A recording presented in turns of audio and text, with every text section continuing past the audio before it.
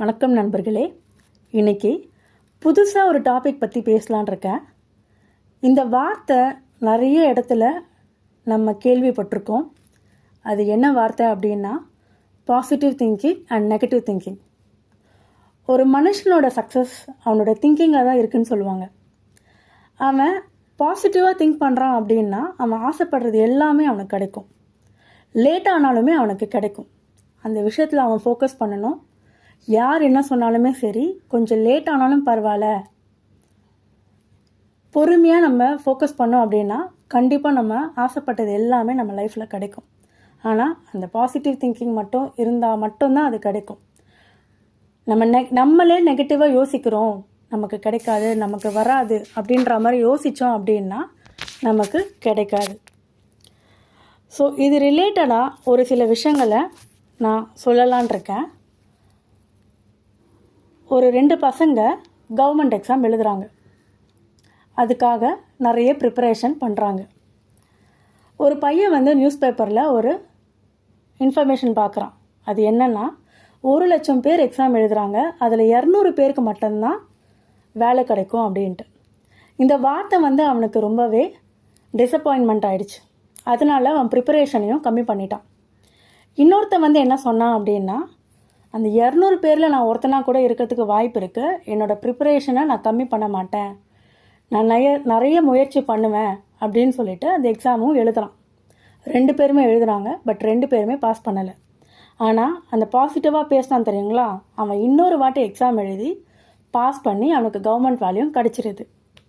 அந்த இன்னொருத்தன் இருக்கான் பாருங்கள், அவன் ட்ரை பண்ணவே இல்லை. ஏன்னா அவனுக்கு நம்பிக்கை போயிடுச்சு.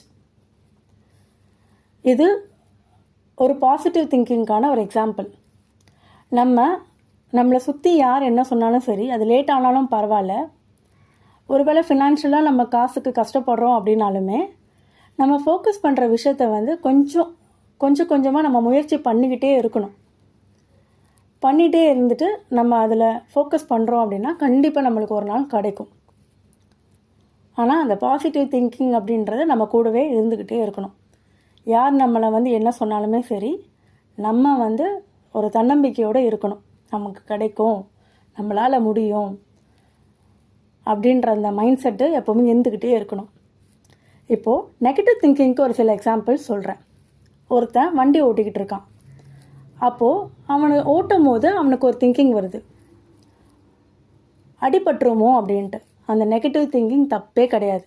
அப்போ அவன் வண்டியை ஆட்டோமேட்டிக்காக ஸ்லோ பண்ணுவான். ஸோ இந்த நெகட்டிவ் திங்கிங் தப்பு இல்லை. அதே மாதிரி ஒருத்தன் வேலைக்காக அப்ளை பண்ணியிருக்கான். அந்த வேலை கிடைக்குமோ கிடைக்காதோ அப்படின்னு அவன் யோசிக்கிறான்னா தப்பே கிடையாது. ஆனால் அதுலேயுமே அவன் பாசிட்டிவாக யோசிக்கணும். கிடைச்சா நல்லது, கிடைக்கலன்னா அடுத்து நான் எந்த கம்பெனிக்கு போகிறேனோ அது எனக்கு இது ஒரு யூஸ்ஃபுல்லாக இருக்கும், ஒரு டிப்ஸ் போல் இருக்கும் அப்படின்னு அவன் யோசிக்கிறான் அப்படின்னா கண்டிப்பாக எந்த இன்டர்வியூனாலும் அவன் போய் அட்டன் பண்ணுவான். ஸோ நெகட்டிவாக நம்மளுக்கு அந்த இடத்துல தோணினாலுமே பாசிட்டிவாக அவன் யோசிக்க கற்றுக்கணும். அது எப்போவுமே அவனுக்கு யூஸ்ஃபுல்லாக இருக்கும்.